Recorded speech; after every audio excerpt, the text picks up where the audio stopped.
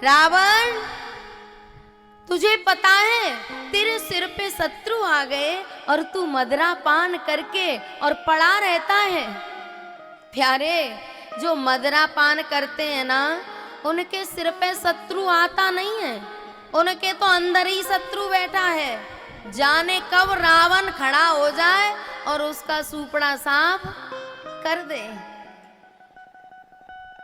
बोले, तेरे सिर पे शत्रु है और तुझे कुछ होश नहीं है, तू पी के पड़ा रहता है। और तुझे पता है, राजनीति बिनु धन बिनु धर्मा, हरि ही समर्पे बिनु सत्कर्मा। यदि हम सत्कर्म में धन नहीं लगा रहे तो धन नष्ट हो जाएगा, और यदि नीति नहीं है तो राज नष्ट हो जाएगा। विद्या बिनु विवेक उपजाए। बोले, यदि हमने अध्ययन किया और विवेक उत्पन्न नहीं हुआ तो हमने केवल श्रम एव ही केवलम, केवल परिश्रम किया, हमें उससे कोई लाभ नहीं मिला। संगते जति कुमंत्रते राजा। बोले, अगर एक साधु कहीं आसक्त हो गया तो उसका विनाश हो जाएगा। कुमंत्रते राजा, अगर कुसंग मिल गया तो राजा का विनाश हो जाएगा। पानते मानते ज्ञान पानते लाजा। बोले, यदि कोई ज्ञानी है और उसको ज्ञान का अहंकार हो गया तो उसका विनाश हो जाएगा। और जो पान करते हैं ना, उनके यहाँ लाज शर्म नहीं रहती, लाज शर्म का विनाश हो जाता है। रावण सोचने लगा, बोले, अब तक तो ये मुझे अपने हाथों से पिलाती थी और अब ऐसा उपदेश कैसे कर रही है। तू ये बता, तेरे नाक कान किसने काटे हैं? शूर्पणखा ने बताया। बोले, दो राजकुमार हैं, तपस्वी वेश में आए हैं और उनके साथ एक सुंदर नारी और है। रावण ने कहा, अच्छा। शूर्पणखा ने कहा, सुन, उन्होंने खरदूषण को और मार दिया है। रावण ने सोचा कि खरदूषण तो मेरे जैसे ही बलवान थे और उनको भगवान के अलावा कौन मार सकता था। सुमति कुमति सबके उर रही। प्यारे, सुमति और कुमति सबके अंदर रहती हैं। रावण ने सोचा कि यदि परमात्मा का अवतार हो गया है तो मैं उससे जाके शत्रुता मोल लूंगा, जिससे मेरा उद्धार हो जाए। होय भजन नहीं तामस देहा। बोले, इस राक्षसी शरीर से मेरा भजन नहीं होता तो मैं उन्हीं के हाथों से मुक्त हो जाऊंगा। रावण मारीच के पास पहुंचा। मारीच से कहा, चल, सीता का हरण करके लाना है और तू सोने का मृग बन के चल। मारीच ने मना किया। बोले, जब से उन्होंने मुझे बाण मारा है ना, तब से मुझे सब जगह राम लखन दिखाई देते हैं, मैं नहीं जाऊंगा। रावण ने कहा कि चल, नहीं तो मैं तेरा गोविंदाय नमो नमः कर दूंगा। मारीच ने सोचा कि इसके हाथ से मरने से तो बढ़िया है कि भगवान के हाथों से जाके मरूं। प्यारे, इधर राम लखन सीता तीनों बैठे थे और वो मृग आगे होके निकल के गया। जैसे ही गया तो सीता जी ने कहा, बोले, भगवान देखो कितना प्यारा सोने का हिरन है, इसे पकड़ लाओ। राम जी ने कहा, तुम इस हिरन का क्या करोगी? बोले, 14 वर्ष बाद जब अयोध्या जाएंगे ना, तो इसके पैरों में घुंघरू बांध दिया करेंगे और महल में छोड़ देंगे तो हमारी सास प्रसन्न हुआ करेंगी। राम जी ने कहा, बोले, अगर सोने में ही रहना था तो अयोध्या में सोना कम था क्या? लेकिन याद रखना, जेहि कर जेहि पर सत्य सनेहु, सोते मिलय न कछु संदेहु। राम जी ने कहा, ये तो थोड़ा सा सोना है, तो मैं सोने की लंका में भेज देता हूँ, वहाँ खूब सोने में रहना। सीता जी राम जी से प्रार्थना करती हैं, बोले इस हिरण को लेके आओ, जिंदा या मुर्दा। रघुबर श्री राम सुंदर मृग मन मोहे।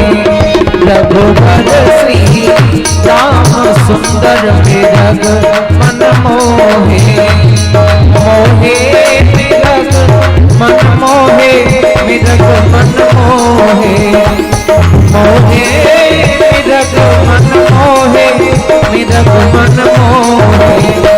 रघुबर श्री राम सुंदर मृग मन मोहे। रघुबर श्री राम सुंदर मृग मन मोहे।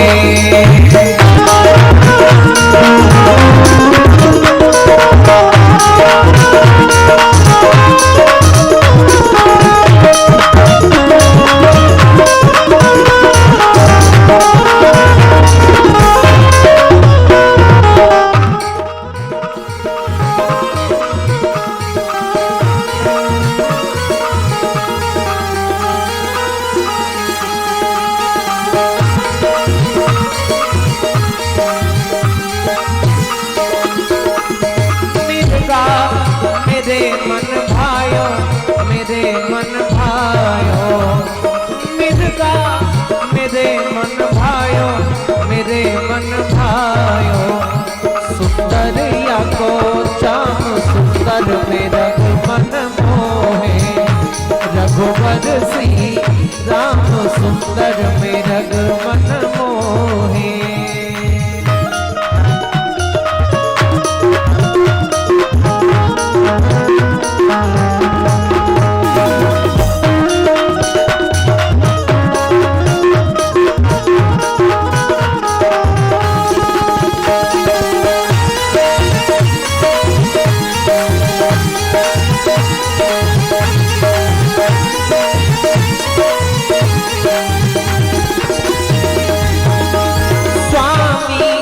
करो मत देरी, करो मत देरी।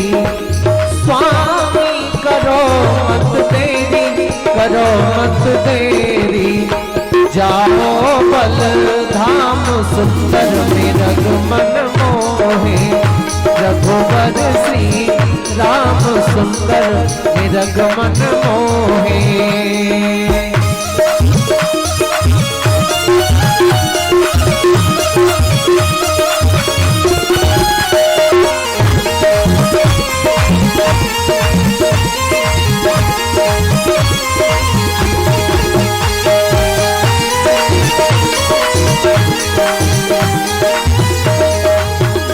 कुटिया लगेगी बड़ी प्यारी, लगेगी बड़ी प्यारी।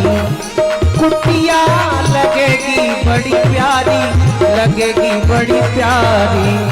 बन जाए मेरो काम सुंदर मृग मन मोहे।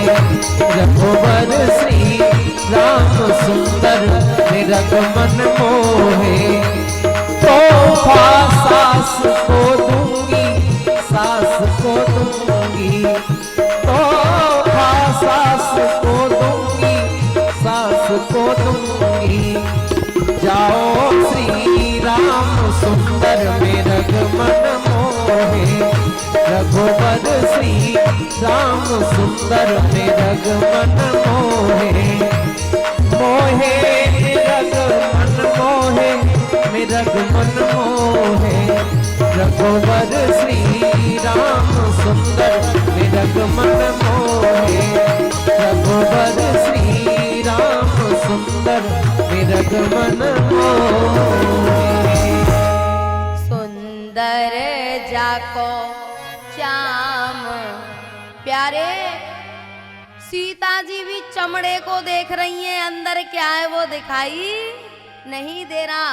और हम भी चमड़े को देखते हैं, हम भी चमड़े को देखते हैं, अंदर कैसे विचार हैं, कैसा आचरण है, वो गंदगी हमें भी दिखाई नहीं देती। सुंदर जाको श्याम सुंदर। मृग मन मोहे। राम जी ने मना किया, बोले नहीं, मुझे ये हिरण चाहिए, जिंदा या मुर्दा। भगवान ने कहा ठीक है।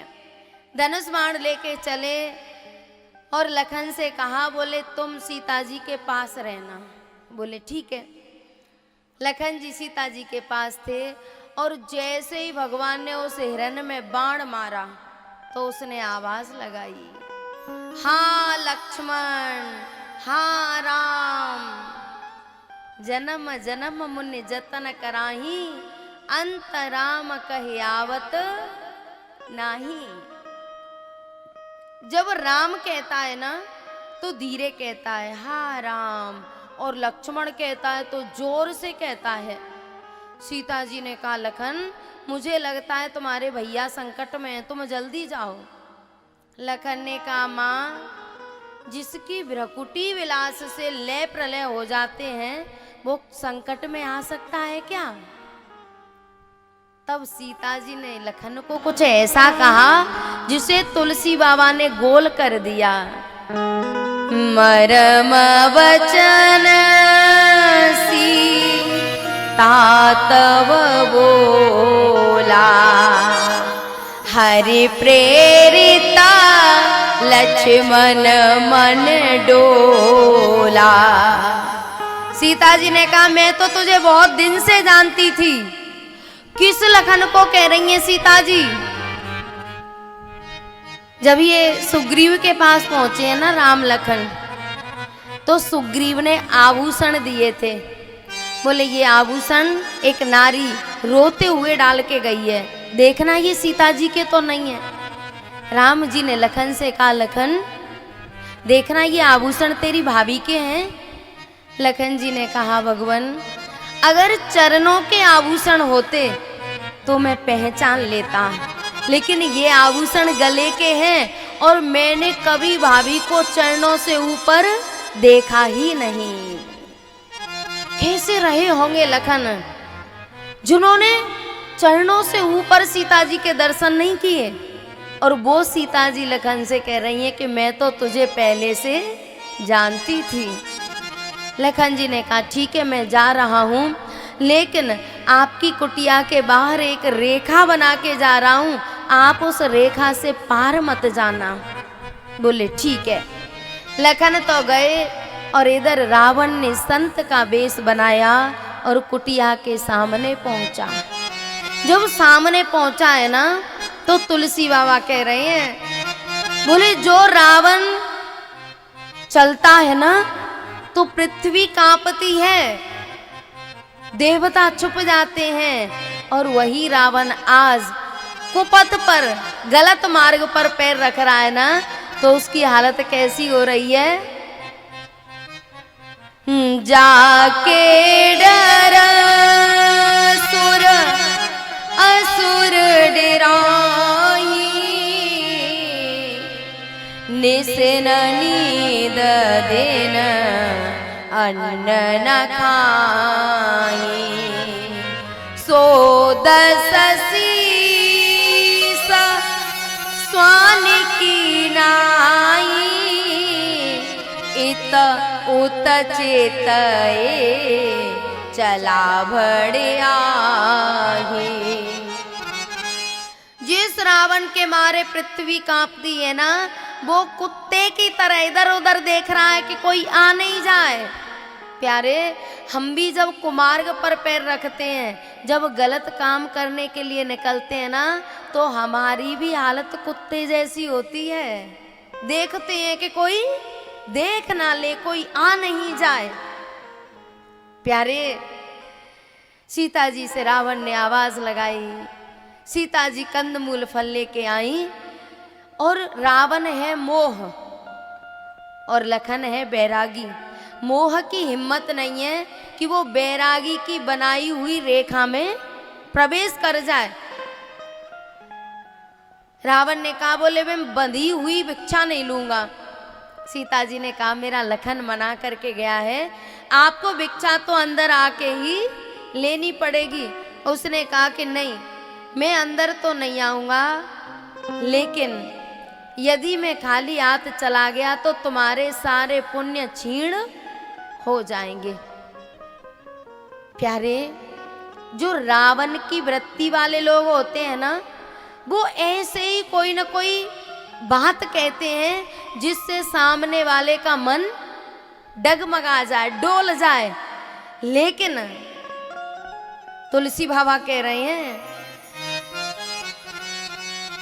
जब वो राजा महाराजा धनुष को उठाने के लिए जनक की सभा में प्रकट हुए थे ना, तो तुलसी बाबा कह रहे हैं, उठा हेरा सांभो सरासन कैसे,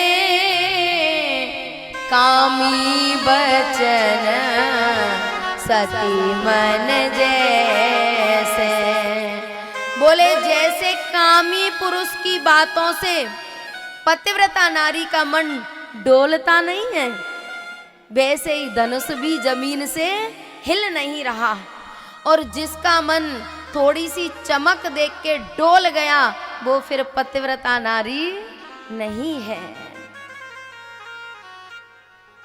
सीता जी को कहना चाहिए था, बोले हमारे सत्कर्म छीड़ होते हो तो एक बार नहीं 100 बार हो जाएं। जब हमारे सत्कर्म किसी कामी पुरुष की कामनाओं पर टिके हैं तो ऐसे सत्कर्मों को रखने की हमें जरूरत। ऐसे सत्कर्म तो जितनी जल्दी नष्ट हो जाए उतना अच्छा है। लेकिन सीता जी ये नहीं कह पाई, डर गई कि कहीं सत्कर्म नष्ट नहीं हो जाए। और जैसे ही बाहर आई तो उसने कंदमूल फल तो फेंक दिए और उठा के विमान में बैठा दिया। प्यारे, जो कामी पुरुषों की बातों से थोड़ी सी डगमगा जाती है ना, उनको जीवन भर रोना पड़ता है। ये रेखा है हमारे बूढ़े बड़ों की रेखा, ये रेखा है मर्यादा की रेखा। और जब जब इस रेखा को पार किया गया है तब तब रोना पड़ा है, तब तब संकट आया है। अब सीता जी रो रही हैं, बोले इस वन में कोई है जो मुझे बचा ले। प्यारे, सुरक्षा कवच में से निकल के अब बचने के लिए रो रही हैं। सुरक्षा कवच में से सीता जी की आवाज जटायु ने सुनी। जटायु ने रावण से कहा, अरे दुष्ट, खड़ा हो जा, मैं तुझे देखता हूं। जटायु ने रावण की हालत खराब कर दी, चोंच मार मार के लहू लुहान कर दिया। रावण को लग रहा है कि अब मैं बचने वाला नहीं हूं, ये मुझे मार ही डालेगा। तो उसने तलवार निकाली और जटायु के दोनों पंख काट दिए। जटायु हे राम हे राम हे राम कहते कहते नीचे गिर पड़े। जैसे ही लखन राम जी के पास पहुंचे, राम जी ने कहा, लखन मैं तुझसे मना करके आया था ना। प्यारे, जो माता पिता गुरुजन बुजुर्ग होते हैं ना, वो हमारे भले के लिए हमें सीख देते हैं। लेकिन हमारी आंखों में अगर उल्टा चश्मा लगा है, 4 प्रकार के अंधे होते हैं। न पश्यति जन्मांधो कामांधो नैव पश्यति, न पश्यते मदोन्मत्तो अर्थी दोषम न पश्यते। मैया, ये 4 प्रकार के अंधों को दिखाई नहीं देता। आंखें तो होती हैं पर दिखाई नहीं देता। जो जन्म का अंधा होता है उसे दिखाई नहीं देता। न पश्यति जन्मांधो, कामांधो नहीं पश्यति। जो कामनाओं में अंधा हो गया है कि अब की बार एक सीता रानी बन जाए, अब की बार एक मटर माला बन जाए, अब की बार रानी हार बन जाए, तो फिर उनको भी दिखाई नहीं देता। फिर वो भी अपनी कामनाओं को, बहुत जोर से आवाज आ रही है इधर, क्या हो रहा है?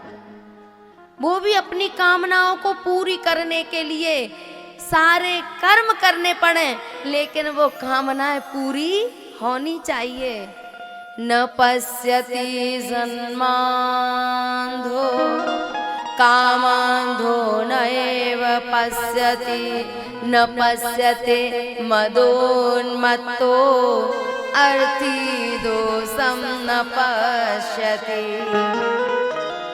जिसने पहले तो कुछ देखा नहीं, बूढ़े बड़े मर गए गरीबी में, और फिर उसको थोड़ा सा धन मिल जाए तो वो भी दिखाई, उसको भी दिखाई नहीं देता।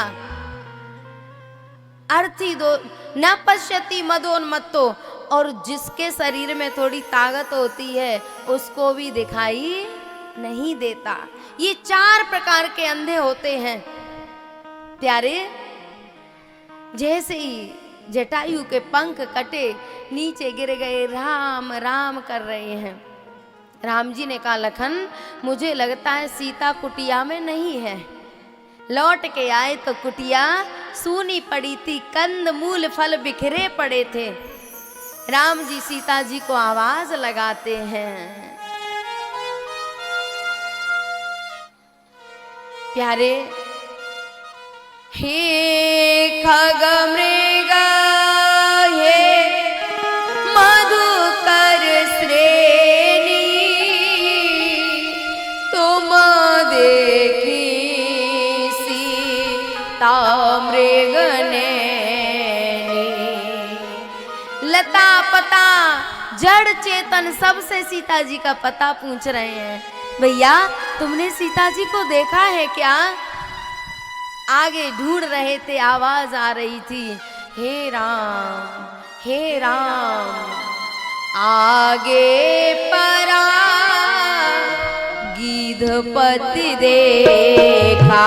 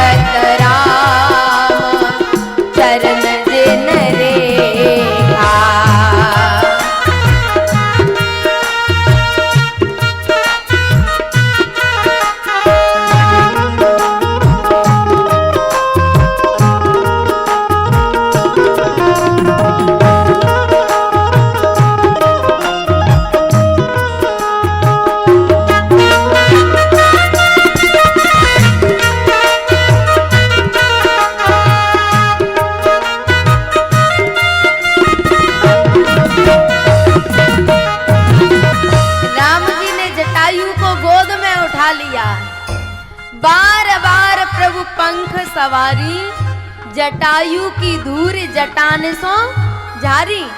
जटायु की पंखों में धूल हो गई थी ना, तो राम जी ने अपनी जटा खोली और जटायु की पंखों की धूल को साफ कर रहे हैं। तात, आपकी ये हालत किसने की? आपके पंख किसने काटे? जटायु ने कहा राम अच्छा हुआ मेरे पंख कट गए। बोले क्यों? बोले अगर पंख नहीं कटते तो मुझे आपकी गोद मिलने वाली नहीं थी। प्यारे, परमात्मा की गोद पाने के लिए दोनों पंखों को छोड़ना पड़ेगा। पंख है पक्ष, पंख है पक्ष, जिनके पक्ष होते हैं वही तो पंछी हैं। और जटायु ने कहा बोले अगर मेरे पंख होते तो आप मुझे गोद में नहीं उठाते। बोले आपकी पंख काटी किसने है? जटायु ने कहा नाथ दशानन यह गति कीनी,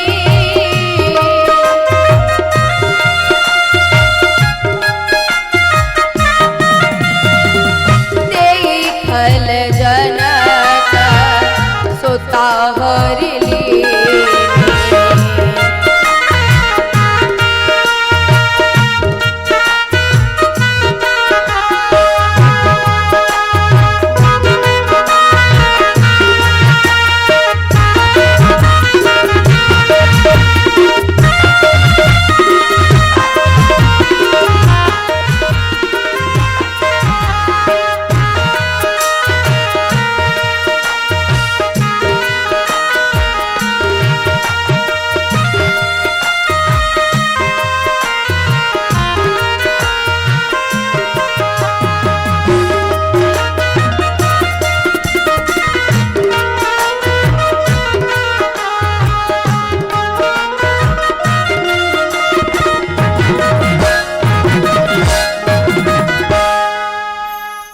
राम जी ने कहा तात थोड़ा सा धैर्य धारण करो, मैं आपको एकदम स्वस्थ कर दूं। जटायु ने कहा नहीं, अब बस मैं तो आपका इंतजार कर रहा था कि आप आ जाएं तो मैं आपको बता दूं कि सीता को रावण ले गया है। अब मुझे स्वस्थ मत करो।